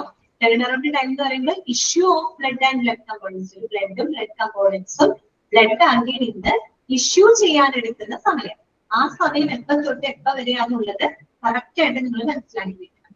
ഓക്കെ, വെറുതെ ഇഷ്യൂ ചെയ്യാൻ എടുക്കുന്ന സമയം എന്ന് പറയുമ്പോൾ അതിനകത്ത് ഒരുപാട് കാര്യങ്ങളുണ്ട്. ഇവിടെ തൊട്ടുള്ള സമയമാണ് എടുക്കുന്നത് എന്നുള്ളത് നിങ്ങൾ നോക്കണം കേട്ടോ. അവിടെ പറയുന്നുണ്ട് ടൈം ടേക്കൺ, ഇത് അണ്ടർലൈൻ ചെയ്ത് വെക്കുക കേട്ടോ. Time taken to be calculated from the time, from the time the request is received in the blood bank. Okay, ഒരു ബ്ലഡ് ബാങ്കിന് ഒരു പെർട്ടിക്കുലർ ബ്ലഡ് കമ്പോണന്റിന് വേണ്ടിയിട്ടുള്ള റിക്വസ്റ്റ് എപ്പോ വരുന്നോ ആ റിക്വസ്റ്റ് വരുന്ന ആ ഒരു പെർട്ടിക്കുലർ ടൈം തൊട്ട് എവിടെ വരെയാണ്? till the blood is close matched or reserved and available for transfusion അല്ലെ. ആ ഒരു ബ്ലഡ് കമ്പോണന്റ് ക്രോസ് മാച്ച് ചെയ്ത് റിസർവ് ചെയ്ത് ട്രാൻസ്ഫ്യൂഷന് അവൈലബിൾ ആക്കുന്നത് വരെയുള്ള ആ ഒരു സമയം, അതാണ് എന്ത്? Turn around time for the issue of blood and blood components. അപ്പൊ സമയത്തൊക്കെ ഇപ്പൊ തൊട്ടുള്ള സമയം എടുക്കുന്നത് ബ്ലഡ് ബാങ്കിനകത്ത് ഏതെങ്കിലും ഒരു പെർട്ടിക്കുലർ ബ്ലഡ് കമ്പോണ്ടിന് വേണ്ടിയിട്ട് റിക്വസ്റ്റ് റിസീവ് ചെയ്യുക. ആ ഒരു ടൈം തൊട്ട് റിക്വസ്റ്റ് വന്ന ഉടനെ തന്നെ എടുത്തു കൊടുക്കാൻ പറ്റുമോ നമുക്ക്? ഇല്ല. അതിനകത്ത് കുറെ കാര്യങ്ങൾ ചെയ്യാനുണ്ട്. നമ്മൾ ബ്ലഡ് ബാങ്ക് പഠിച്ചതല്ലേ. വന്നു കഴിഞ്ഞാൽ നമ്മൾ ആ കമ്പോണന്റ് എടുക്കണം, അത് ടെസ്റ്റ് നടത്തണം, അതിന്റെ ഗ്രൂപ്പ് നോക്കണം, ആർച്ച് ഫാക്ടർ നോക്കണം, അങ്ങനെ പല കാര്യങ്ങളും ക്രോസ് മാച്ച് ചെയ്ത് ഈവൻ സ്ക്രീനിങ് ടെസ്റ്റ് കൂടെ നടത്തിയതിനു ശേഷമാണ് നമുക്ക് എന്ത് ചെയ്യാൻ പറ്റുള്ളൂ, അത് റിസർവ് ചെയ്ത് that is ready for the transfusion നമുക്ക് റെഡിയാക്കാനായിട്ട് പറ്റുള്ളൂ. അത്രയും കാര്യങ്ങൾ ഇതിനകത്ത് നടന്നു പോകുന്നുണ്ട് കേട്ടോ. അപ്പൊ ആ ഒരു ടൈം വരെയുള്ള സമയം, ട്രാൻസ്ഫ്യൂഷൻ റെഡി ആക്കുന്നത് വരെയുള്ള ഒരു സമയം, that is called turn around time കേട്ടോ. അപ്പൊ എങ്ങനെ ഫോർമുല വരിക നോക്കി, ഫോർമുല എങ്ങനെ വരിക നോക്കി. അവിടെ വേറെ ഇൻറ്റു 100 അല്ലെങ്കിൽ 1000 അങ്ങനെയുള്ള സംഭവങ്ങളൊന്നും ഇല്ല കേട്ടോ. അതിനകത്ത് ഫോർമുല മാത്രമേ ഉള്ളൂ. ഇതാണ് വേറെ ന്യൂമറിക്കൽ ഡാറ്റ ഒന്നും വരുന്നില്ല. Sum of the time taken, okay, sum of the time taken, that means sum of the time taken for the issue of blood and blood components, blood components issue ചെയ്യാനായിട്ട് എടുക്കുന്ന ആകെ സമയം, okay, divided by എന്താണ് total number of blood and blood components cross match അല്ലെ. ആകെ നമ്മൾ cross match ചെയ്തിട്ടുള്ള അല്ലെങ്കിൽ റിസർവ് ചെയ്തിട്ടുള്ള ആകെ ബ്ലഡ് കമ്പോണന്റുകളുടെ എണ്ണം. അതിനകത്ത് എത്ര സമയം കൊണ്ടാണ് നമ്മൾ അത് ഇഷ്യൂ ചെയ്തത് അല്ലെ. ക്രോസ് മാച്ച് ചെയ്യാനായിട്ട് നമ്മൾ അതേ ഗ്രൂപ്പിൽ പെട്ട ഒരേ ബ്ലഡ് കമ്പോണൻസ് എടുത്ത് വെക്കുന്നു. നമ്മൾ ക്രോസ് മാച്ച് ചെയ്തിട്ടുള്ള ആകെ എണ്ണം എടുക്കാം. അതിനകത്ത് എത്ര സമയം കൊണ്ട് നമ്മൾ ആ ബ്ലഡ് കമ്പോണന്റ് ആളുകൾക്ക് എന്ത് ചെയ്തിട്ടുണ്ട്, ഇഷ്യൂ ചെയ്തിട്ടുണ്ട്, അതിന്റെ എത്ര ടൈമാണ്. അപ്പൊ നിങ്ങൾ നോക്കുമ്പോൾ മനസ്സിലാവും ന്യൂമറേറ്ററിൽ ഒരു സമ്മാണ് വരുന്നത്, ഒരു എന്താ പറയുക ഒരു ടോട്ടൽ എമൗണ്ട് ആണ് വരുന്നത്. അതുപോലെ ഡിനോമിനേറ്ററിൽ നമ്പർ ആണ് വരുന്നത് അല്ലെ. അപ്പൊ സമ്മ് ന്യൂമറേറ്ററിലും ഡിനോമിനേറ്ററിലും നമ്പർ വരുമ്പോൾ നമുക്ക് അതിലൂടെ ലഭിക്കുന്നത് ആവറേജ് ടൈം ആണ് കിട്ടുന്നത്. ആവറേജ് ശരാശരിയാണ് നമുക്ക് ലഭിക്കുന്നത് കേട്ടോ. Average time taken for the turn around time, average time ആണ് നമുക്ക് അതിന്റെ കണക്കാക്കാനായിട്ട് പറ്റുന്നത് കേട്ടോ. Okay, sum of the time taken divided by total number of the blood and blood components close match not reserve. Okay, ഇതുവരെ നിങ്ങൾ വായിച്ചിട്ട് കേട്ടോ. ഇനി നമുക്കൊരു കുറച്ചുകൂടി നോക്കാറുണ്ട്, 32 എണ്ണം വരെ പറയാനുണ്ട് കേട്ടോ. അത് കഴിഞ്ഞിട്ട് പിന്നെ നമുക്ക് പഠിക്കാനുള്ളത് ജോബ് ഡിസ്ക്രിപ്ഷൻ അഥവാ responsibilities of hospital quality manager ആണ്. ഈ കാര്യം നിങ്ങൾ നേരത്തെ പഠിച്ചതാണ്. ക്വാളിറ്റി അഷ്വറൻസ് എന്നിവയിച്ചില്ലേ, അതിൽ ഫസ്റ്റ് തന്നെ നിങ്ങൾ പഠിക്കുന്നുണ്ട് ഹോസ്പിറ്റൽ ക്വാളിറ്റി മാനേജ്മെന്റ് റെസ്പോൺസിബിലിറ്റി. ആ സെയിം പോയിന്റ് തന്നെയാണ് ഇത് എഴുതിച്ചിരിക്കുന്നത് കേട്ടോ. അതും കൂടെ കഴിഞ്ഞു കഴിഞ്ഞാൽ നമ്മുടെ ഈ ചാപ്റ്ററിന്റെ അവസാനിക്കും. അത് കഴിഞ്ഞിട്ട് നമുക്ക് തേർഡ് മൊഡ്യൂളിൽ ഞാനൊരു ചാപ്റ്റർ മാറ്റി വെച്ചിട്ടുണ്ട്, ഹോസ്പിറ്റൽ അഡ്മിനിസ്ട്രേഷൻ. ചെറിയ ചാപ്റ്റർ ആണ്, കുഴപ്പമില്ല, പെട്ടെന്ന് എടുത്ത് മനസ്സിലാക്കാൻ പറ്റുന്നതാണ്. അപ്പൊ അതും കൂടെ എടുത്തു കഴിഞ്ഞാൽ പോർഷൻസ് എന്റെ കഴിയും കേട്ടോ.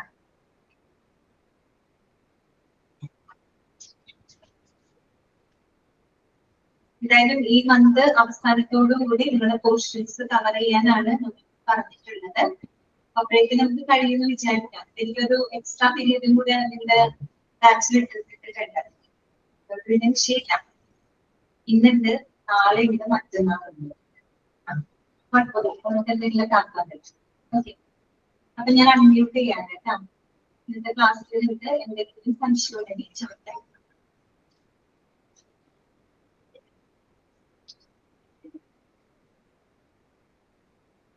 പിന്നെ നമ്മൾ ഈ പഠിച്ച ഫോർമുലകൾ ഉണ്ടല്ലോ, അത് നിങ്ങൾ വായിക്കണോ കേട്ടോ. ഇന്ന് തന്നെ പോയി വായിക്കണോ കേട്ടോ. ഓക്കെ, മറന്നു പോവാതിരിക്കാനാണ്. നാളെ എടുത്ത് വായിക്കാം, മറ്റന്നാളും എടുത്ത് വായിക്കാം. ഓക്കെ, അപ്പൊ തന്നെ കേൾക്കൊള്ളു മനസ്സിൽ കേട്ടോ. എന്താണ് ഏഴാമത്തെ പോയിന്റ് ഒന്ന് പറഞ്ഞു.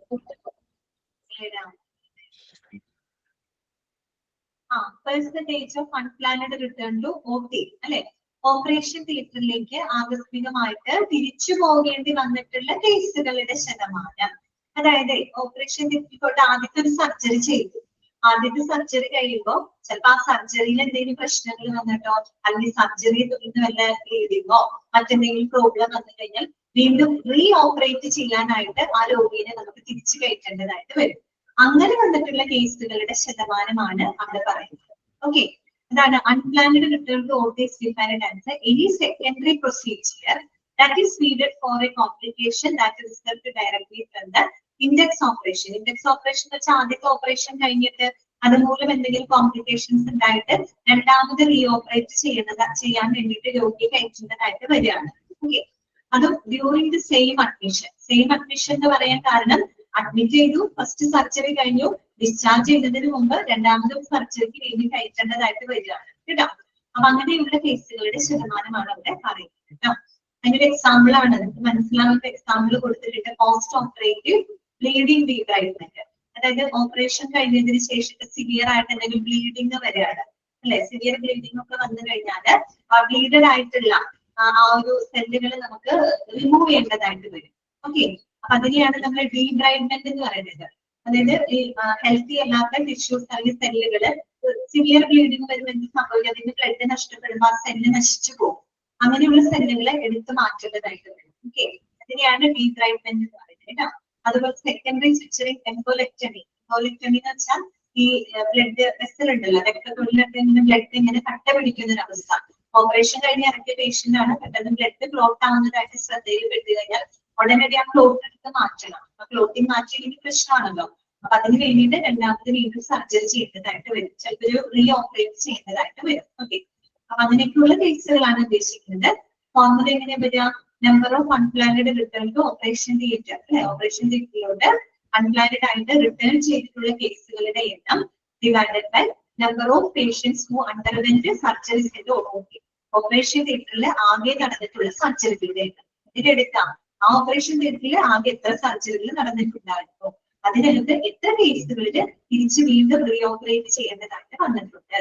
ഇൻറ്റു 100% ആയതുകൊണ്ടാണ് വീണ്ടും 100 കൊണ്ട് മൾട്ടിപ്ലൈ ചെയ്യുന്നത്. ഓക്കെ, ക്ലിയർ, മനസ്സിലായോ? അപ്പോ വേറെ ഡൗട്ട്സ് ഒന്നും ഇല്ലാന്ന് വിചാരിക്കുന്നു. നമുക്ക് നാളത്തെ ക്ലാസ്സിലാണ് കേട്ടോ.